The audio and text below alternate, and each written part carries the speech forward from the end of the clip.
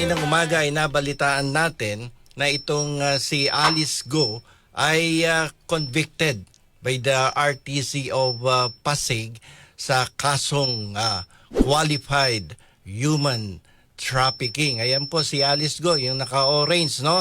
Kaninang umaga siya ay sinintensyahan na po. At ang hatol po ng ating hukuman ay life imprisonment. At pag-usapan natin, ano ba itong kasong napasukan itong si dating Mayor Alice Go? At ano yung sentensya? At ito ba ay pinal na at siya ay tuluyan ng makukulong dyan sa correctional?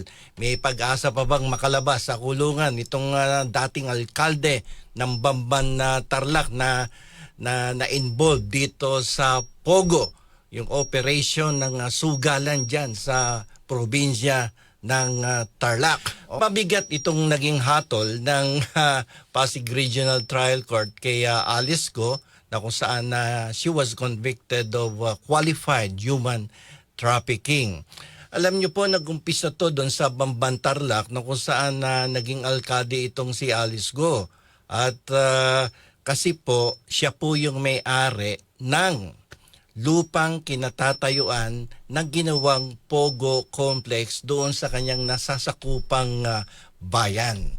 Okay? So si Alice Go ay nung siya po ay naging alkalde, siya po ang naglabas ng permission dito sa Zuan Yuan Technology, Pogo, na kung saan ito yung nag-ooperate ng Pogo operations dyan sa Bamban Tarlac, at ito ay ginawa doon sa loob ng Baofu Compound, yung pag-aari ni Alice Go. At itong almost 10 hectares na lupa ni former Mayor Alice Go ay pinaupahan niya dito sa Zun Yuan Technology. Ayan, si Zun Yuan Technology. At dito ay yung palang Zun Yuan Technology na to ay involved sa human trafficking at nagre-recruit to ng mga tao sa ibang bansa katulad ng Vietnam, sa Korea upang magtrabaho dyan sa Pogo. Pero may mga ebidensyang ipinakita na merong mga torture na nangyayari dyan at scam sa loob mismo ng Baofu Land Development Corporation, yung 10 hektaryang lupa na yan. At pero ang depensa kasi dito ni Alice Go ng kanyang abogado ay wala naman talagang dokumento na nagpapatunay na isa sa shareholders itong si Alice Go o isa siyang incorporator ng nasabing Zun Yuan Technology. Siya daw ay isa lamang passive lessor ng Baofu Land at walang kinalaman sa operasyon nitong Pogo.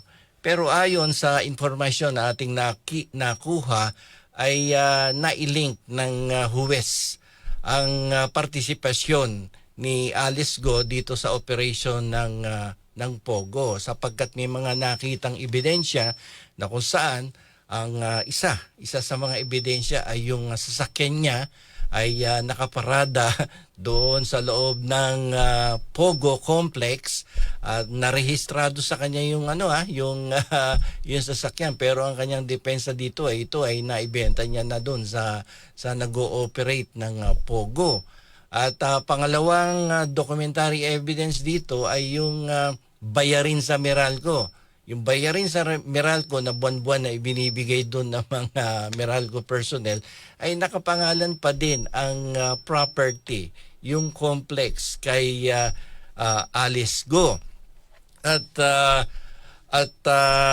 dahil dito ay ikinonect ng husgado ang participation ni Alice Go by way of yung mga circumstantial evidence. Kasi si Alice Go, nung siya ay manalong alkalde dito, siya din po ang umalalay para mabigyan ng permission itong Zun Yuan Technology during her term as mayor, kaya nakakuha to ng permit to operate. Yan ang dahilan kung bakit convicted siya kasi ang prosecution was able to prove na meron talagang yung burden of proof beyond reasonable doubt ay na-meet ng prosecution. So, sa parte ng defense ay hindi nila nakontra tong proof beyond reasonable doubt na talagang guilty dito si former Mayor Alice Go. Pero tingnan natin kung may pag-asa pa ba to. Sa ilalim po ng ating rules of court, kapag ang isang akusado ay convicted by the Regional Trial Court, meron pa po siyang 15 araw upon official receipt of the decision of the trial court to file a motion for reconsideration. Ito pong MR na to or motion for reconsideration ay nagbibigay ng pagkakataon sa akusado na sabihin sa husgadong nagdesisyon, yung the same court that rendered the decision, na ay sabihin sa korte na Mr. Judge or Madam Judge, meron pong serious error doon sa facts and the law na ginawa niyong basihan para ako i-convict. So within 15 days, dapat mag-file siya ng motion for reconsideration at umasa na ma-reverse ito ng the same court na nag-decide. Pero dapat may bago siyang mga ipakikita ditong mga ebidensya o kaya patunayan niya nagkaroon ng serious error in the interpretation of the law and misappreciation ng mga facts provided during the trial. So kapag yan naniwala ang mababang hukuman ay pwedeng i-reverse itong decision of conviction against Alice Go.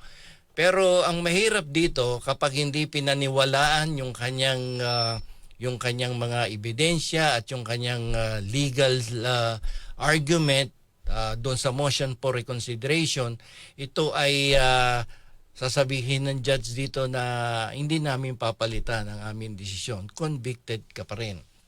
So kapag ganito ang nangyari, ano ang susunod na available legal remedy on the part of the former Mayor Alice Go?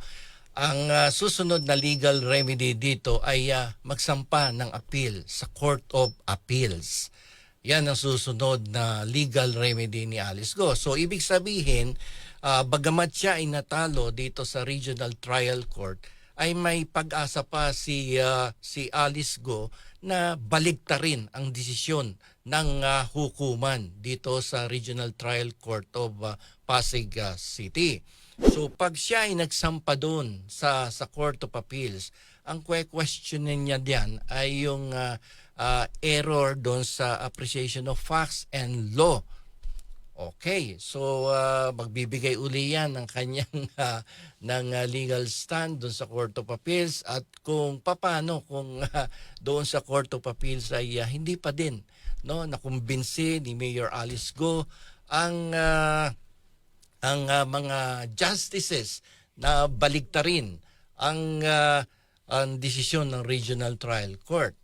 Kapag naglabas ng desisyon ng Court of Appeals at kinatigan pa rin ng Regional Trial Court at sinabing hindi namin babaligtarin ang desisyon ng hukuman dyan sa Regional Trial Court sa Pasig, ang susunod na available legal remedy of Alice Go is to file an appeal. Ito yung last available remedy ni Alice Go. Ito yung apila sa ating pinakamataas na hukuman sa Korte Suprema. Ayan, at dito ang kanyang magiging legal stand dito ay purely question of law. So diyan ang huling remedyo ni Alice Go. So mahaba pa ang legal battle dito ni Alice Go, pero madami siyang challenges na kakaharapin dito sa kanyang kasong qualified human trafficking. Kung mapapansin ninyo, dinuktungan ng qualified yung human trafficking charges sa kanya sapagkat ang krimen ay committed by a public official. at large scale itong krimen na kanyang nagawa. So that is why naging qualified human trafficking to. So paano kung itong si Alice Go ay hindi pa rin nanalo sa Korte Suprema? Ang mangyayari nito magiging final and executory kapag na-exhaust niya lahat ang available legal remedies dyan sa ating Korte Suprema. That would be the time that the decision of the court will become final and executory, and then the penalty of life imprisonment ay talagang pwede nang ipatupad at kasama na sa bilang ng life imprisonment niya no simula na siya ay ikulong dyan sa Pasig Regional Trial Court. Alam nyo kanina, may napakinggan akong balita sa kabilang istasyon na kung saan pinipilit ng isang radio anchor doon sa field reporter nila na nag-cover nung promulgation of the decision of this case of Alice Go.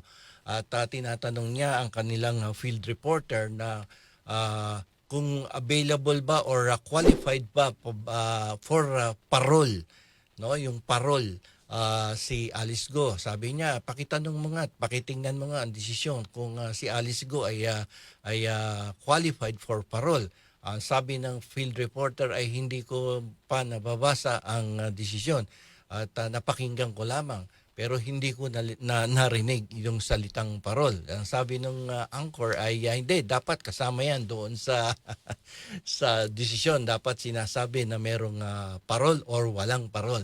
Alam niyo po, yung salitang parol, iyan ay pagbibigay ng temporary liberty on the part of the accused or the convicted person once he was able or she was able to serve the minimum term of yung prison. Okay? So, sa kaso po ni Mayor Alice Go, kung pag-uusapan po natin yung availability or qualification ni former Mayor Alice Go sa parol, ay pwede ko pong sabihin direkta na siya po ay hindi qualified for a parole. Sapagat ang parole po ay available lamang sa less serious crimes. Pero kapag ang krimen na inyong ginawa ay mga krimen na may punishment for life imprisonment, reclusion perpetua, or death, ay hindi po yan kasama sa mga pribilehiyong binibigay sa isang convicted person of a crime. So ibig sabihin covered kasi yan ng indeterminate sentence law. At sa indeterminate sentence law, pag ang iyong krimen na nagawa is punishable by life imprisonment or reclusion perpetua to death, ay hindi po yan kasali sa indeterminate sentence law na kung saan kapag nakapagsilbi na nakulong na yan do sa minimum period of imprisonment ay pwede na siyang mag-apply for parole dyan sa Bureau of Parole and Pardons Board yata yun. So in her case, definitely former Mayor Alice Go is not qualified for parole. Ngayon, ano yung indeterminate sentence law? Ayan po ay isang batas na kung saan inuutusan ang ating hukuman na mag-provide ng minimum period and maximum period kapag sila ay nagdesisyon at nag-impose ng penalty of imprisonment sa akusado. So ibig sabihin, like for instance, ang minimum period is 6 years and 1 day to a maximum of 12 years. Diba? Yan ang tawag dyan, prison mayor. Kapag yan ang penalty mo, sinabi ng huwes ay minimum of 6 years and 1 day to maximum of 8 years or medium term of 8 years, blah, blah, blah. Yun, nahati sa dalawa yung term or period mo sa pagkakakulong mo. So may lumalabas na may minimum at merong maximum term or period of imprisonment. Hindi pwedeng merong isang single fixed term of imprisonment. Hindi pa pwede yon sa ilalim ng indeterminate sentence law. So dapat nahahati siya sa dalawa, merong minimum, may maximum, at para malaman kung yan ay less serious offense, yan ay pwedeng magsampa ng kahilingan sa ating husgado kapag napatunayan na during the first years of her imprisonment na kung saan yung minimum term ay napagsilbihan niya na sa loob ng kulungan ay at napatunayan na meron siyang good conduct doon sa loob ng kulungan. Palagay mo nagpastor na siya doon o talaga namang napakabait niya na doon sa kulungan. Ayan, pwede siya mag-apply ng parole, no, sa ating parole board. At pag napatunayan at may ebidensyang nagpakabait na nga ay siya ay bibigyan. Pero sa kaso ni Alice Go ay sa umpisa pa lamang ay talagang hindi siya pwedeng bigyan ng parol sapagkat ito ay para lamang sa mga less serious offenses at hindi qualified itong mga convicted persons na nakapag-commit ng serious offenses punishable by life imprisonment, punishable by reclusion perpetua or death. So malinaw yan, hindi pwedeng magparol. Pangalawa, habang ang kaso ay dinidinig pa ng ating hukuman. Ibig sabihin, hindi pa final and executory ang kaso. Dito sa kaso ni Alice Go ay hindi pa po final and executory, ay hindi pa po final ang desisyon na to sapagkat binibigyan pa ng ating batas, no, si Alice Go na mag-file ng motion for reconsideration. So definitely, the lawyer of Alice Go is now busy preparing the motion for reconsideration. Bagamat hindi pa sila naglalabas ng press release, definitely yan yung unang-unang gagawin ng abogado ni Alice Go. Motion for reconsideration.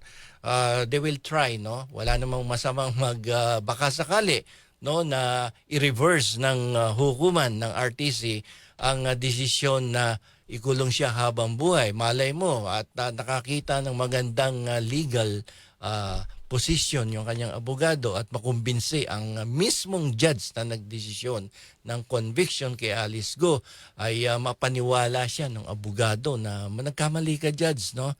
At hindi masyadong malinaw yung iyong interpretation of the law at yung iyong appreciation of facts ay hindi tama. Ayan, ipapaliwanag lang naman yan ng abogado sa husgado na medyo nagkamali si judge doon sa appreciation of the facts and the interpretation of the law applicable to the case of Alice Go. Okay? Attorney Bueno, law and beyond. Learn the law, know your